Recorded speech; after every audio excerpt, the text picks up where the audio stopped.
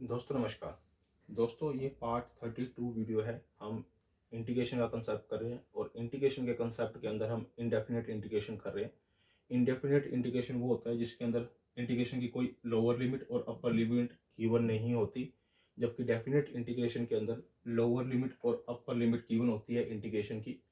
आप इस कंसेप्ट से पहले आपको डिफरेंशिएशन का कंसेप्ट आना जरूरी है और कुछ ट्रिग्नोमेट्री की आइडेंटिटीज मैं यूज करता हूँ वो भी आनी जरूरी है। और इसके अंदर इन क्वेश्चनों के अंदर आपको जो स्टैंडर्ड वैल्यू होती है ट्रिग्नोमेट्री रेशियो की, जैसे sin 30, sin 45, sin 60, sin 90, वो भी आपको पता होनी चाहिए।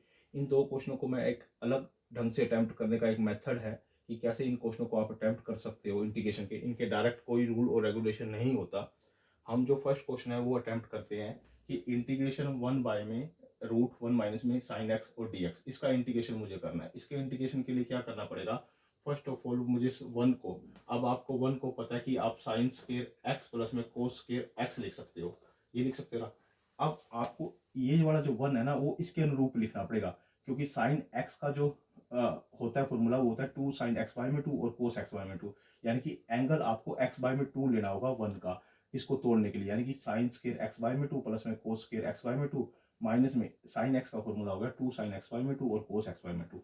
मेरी बात समझो कि ये जो वन है ना, वन वन को मैंने ऐसा लिखा, वो मैंने इसको देखते हुए लिखा क्योंकि इसका एंगल भी हाफ आ रहा है, इसका एंगल भी हाफ आ रहा है, क्योंकि मुझे पता है इसका जो फॉर्मूला बनाऊंगा वो हाफ में आ रहा है, तो ही मैंने इसका एंगल हाफ में ही लिया दोनों का।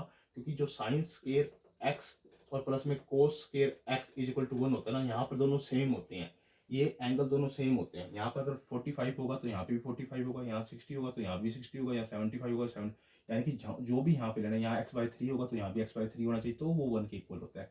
इसीलिए मेरे को इसको देखते हुए वन को ऐसा लिखना होता है। तो मैंने क्या लिख दिया, साइन स्केयर x/2 प्लस में कोस स्केयर x/2 माइनस में 2 sin x/2 और कोस x/2 और इसका dx मैंने ये लिख दिया। अब इसके अंदर एक प्रॉपर्टी और बन गई, वो बन गई a माइनस में b का स्केयर। ये ठीक है, ठीक है। तो ए माइनस ए के प्लेस पे ये है, बी के प्लेस पे ये है, तो मैंने क्या लिख दिया, साइन x/2 माइनस में कोस x/2 और इसका स्केयर और इसके ऊपर रूट और ये 1 बाय ये, और इसका क्या होगा इंटीग्रेशन। इंटीग्रेशन के साइन को भूलना नहीं है, और ये होगा इसका इंटीग्रेशन, ठीक है। अब ये इससे रूट से ये स्केयर वाला कट गया, तो मेरे पास ये बच गया डिनोमिनेटर में साइन x/2 माइनस में कोस x/2। अब यहाँ से नई कहानी स्टार्ट होती है। अब इसका कोई भी डायरेक्ट फॉर्मूला नहीं है इंटीग्रेशन को सोल्व करने का।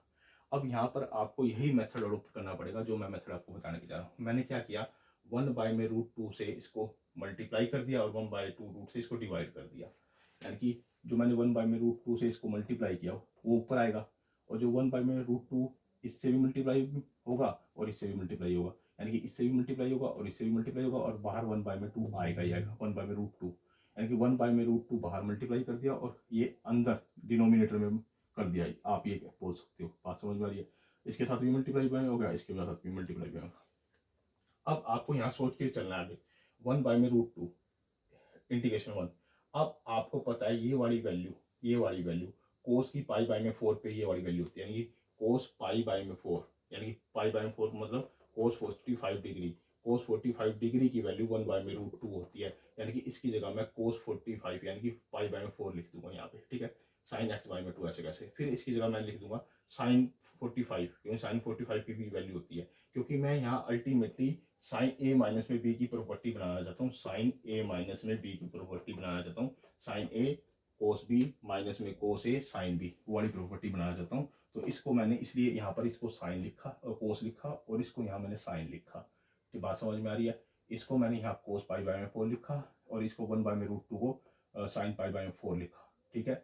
अब ये वाली जो नीचे वाली प्रॉपर्टी है वो बन गई साइन ए माइनस में बी, ए के प्लेस पे ये है आपका और बी के प्लेस पे आपका ये है, तो साइन ए माइनस में बी की प्रॉपर्टी बनेगी 1 बाय में साइन ए माइनस में बी की प्रॉपर्टी बनेगी, और बाहर है 1 बाय में √2 ये है, और dx, ठीक है। अब 1 बाय में √2 मैंने ऐसे कैसे लिखा, ये मैंने ऐसे कैसे लिखा। अब ये अपर साइड पे जाके क्या हो जाएगा, कोसिकेंट x/2 माइनस में π/4 और dx, ये मेरा अपर साइड में जाके ये हो जाएगा मेरे पास, ये अपर साइड में जाके ये हो जाएगा, यानी कि 1/√2 कोसिकेंट x/2 माइनस में π/4 dx, ये हो जाएगा मेरा, ये हो जाएगा, ये हो जाएगा, ठीक है। अब इसके बाद आपने क्या करना है, इसका डायरेक्ट आपके पास इंटीग्रेशन है, इसका डायरेक्ट इंटीग्रेशन है, ये ऐसे कैसे आप लिखोगे 1/√2 और इसकी जगह आप लिख दोगे लोग, क्या लोग टेंजेंट एक्स बाय में 2, यानी कि टेंजेंट एक्स बाय में 2 होता है, यानी कि इसके बटे में 2 होता है। एक बात याद रख लो, यानी कि इसके बटे में 2 होता है। वो 2 मैंने इसके बटे में ना करके मैंने सीधा इसके साथ 2 मल्टीप्लाई कर दिया और 2 इसके साथ मल्टीप्लाई किया, यानी कि 2 इसके साथ मल्टीप्लाई किया 2 इसके साथ, यानी कि बात समझो, इसका जो फॉर्मूला होता है वो लोग टेंजेंट एक्स बाय में 2 होता है। ये ऐसे करके ऐसे ये एक्स बाय में 2 होता है, ठीक है। अब ये जो एक्स बाय में 2 होता है ना, तो ये 2 इसके साथ भी मल्टीप्लाई हो जाएगा और इसके साथ भी मल्टीप्लाई होगा, यानी कि टेंजेंट एक्स बाय में 4 माइनस में पाई बाय में 8 हो जाएगा।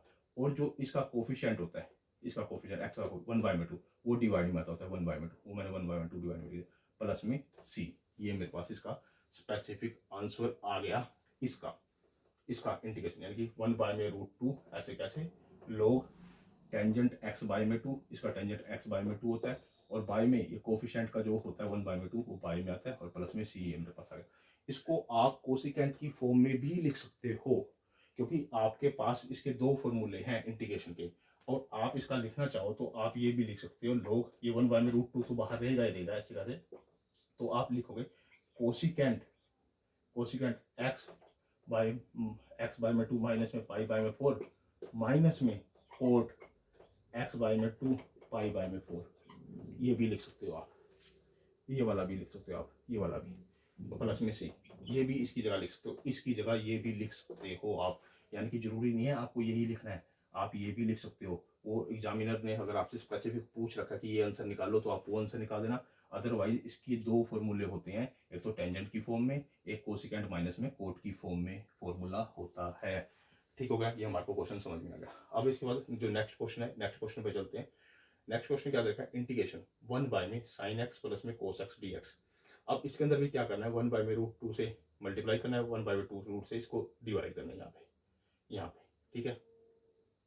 अब 1/√2 मैंने यहाँ लिखा मल्टीप्लाई करके, और जो ये 1/2 है, अब इसको क्या लिख सकता हूँ, कोस 45 यानी π/4, इसको क्या लिखता हूँ साइन 45, क्योंकि यहाँ मैं कौन सी आइडेंटिटी बनाना चाहता हूँ, साइन ए प्लस में बी वाली, ठीक है। तो साइन ए प्लस में बी वाली यहाँ आइडेंटिटी बना दूंगा, यानी कि साइन एक्स प्लस में π/4 बन जाएगी, डी एक्स ऊपर है, बाहर 1/√2 है, यानी कि ये प्रॉपर्टी बन गई कि नहीं बन गई, यानी कि मैंने 1/√2 से इसको मल्टीप्लाई किया ऊपर, और इनको इससे भी मल्टीप्लाई किया, यानी इससे भी मल्टीप्लाई किया, इससे भी मल्टीप्लाई किया, और एक यहाँ 1/√2 लगा दिया, लगा सकता हूँ। तो फिर मैंने इसको कन्वर्ट कर लिया π/4, कोस π/4, इसको साइन π/4, यहाँ पर फिर ये जो प्रॉपर्टी बनती है वो साइन ए प्लस में बी वाली प्रॉपर्टी बनती है, यहाँ साइन ए प्लस में बी की प्रॉपर्टी लगा दो, तो 1/√2 integration D x sine x plus में π/4। अब ये ऐसे कैसे रखा, ये ऊपर जाके क्या होगा, कोसिकेंट हो जाएगा, कोसिकेंट एक्स प्लस में π/4 डी एक्स। अब इसके भी दो फॉर्मूले बनते हैं, आप मेरी बात सुनो, इसको एक तो मैं टेंजेंट की फॉर्म में लिख दूंगा, यानी कि 1/√2 ऐसे कैसे लोग टेंजेंट एक्स बाय में 2 होता है, एक्स बाय में 2, यानी कि इसके बटे में 2 करूंगा तो एक्स बटे में 2 आ जाएगा और पाई बटे में 8 आ जाएगा, वो लिख दिया, और इसका कोफिशिएंट 1 है तो नीचे इसलिए कुछ नहीं आया, प्लस में सी। आ रही बात समझ, या फिर इसको कोसिकेंट और कोट की फॉर्म में लिख दो, क्या होता है 1/√2 ऐसे कैसे लोग कोसिकेंट एक्स माइनस में कोट एक्स प्लस में सी, यानी कि एक इसका लोग की फॉर्म में होता है क्या, कोसिकेंट एक्स यानी कि लोग लिख के कोसिकेंट एक्स माइनस में क्या होता है कोट एक्स, ये इसका फॉर्मूला होता है। एक तो कोसिकेंट माइनस में कोट एक्स वाला फॉर्मूला होता है लोग लगा के, और एक लोग लगा के टेंजेंट एक्स बाय में 2 वाला फॉर्मूला होता है, ये वाला। अब आपके ऊपर डिपेंड करता है कि आप इनमें से कौन सा फॉर्मूला लगाओगे, यानी कि इसका आंसर ये भी आ सकता है और इसका आंसर ये भी आ सकता है। दोस्तों ये अलग टाइप के क्वेश्चन था, एग्जाम में इस तरह का क्वेश्चन अक्सर आ जाता है, most important question exam point of view से, आईसीएसई बोर्ड के लिए, सीबीएसई बोर्ड के लिए, हरियाणा बोर्ड के लिए, अदर स्टेट बोर्ड के लिए, जहाँ पर भी ये प्रिमिटिव का, एंटी डेरिवेटिव का या इंडेफिनिट इंटीग्रेशन का कंसेप्ट एग्जिस्ट करता है, तो उस केस के अंदर इस तरह के क्वेश्चन को हम इस मेथड से सोल्व करेंगे।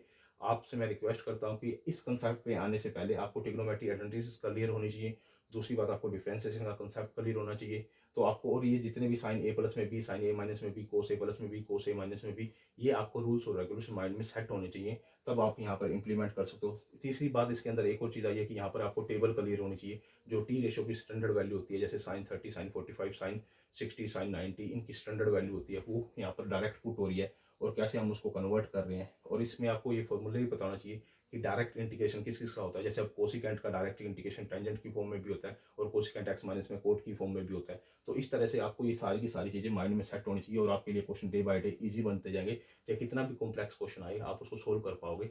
इसलिए मैं आपसे रिक्वेस्ट करता हूँ इस कंसेप्ट पे आने से पहले मेरी 1 से लेकर 67 वीडियो है डिफरेंशिएशन की, उसको आप कंप्लीट देख लीजिए, उसके बाद आप इस कंसेप्ट पे आना। दोस्तों मेरी वीडियो को लाइक भी करो, कमेंट भी करो, शेयर भी करो और मेरे चैनल को सब्सक्राइब भी करो। दोस्तों अगर आप मेरे चैनल को सब्सक्राइब करोगे तो मुझे एक मोटिवेशन मिलता है, मैं आपके लिए क्वालिटी और क्वांटिटी दोनों के साथ वीडियो आगे अपलोड कर पाऊँगा, बहुत बेटर से बेटर वीडियो बना पाऊँगा, ताकि आपकी एक्सपर्ट आ जाए और आपके एग्ज़ाम क्लियर हो पाए और आप मेरे एग्ज़ाम में अच्छे नंबर भी आ पाए। ओके दोस्तों।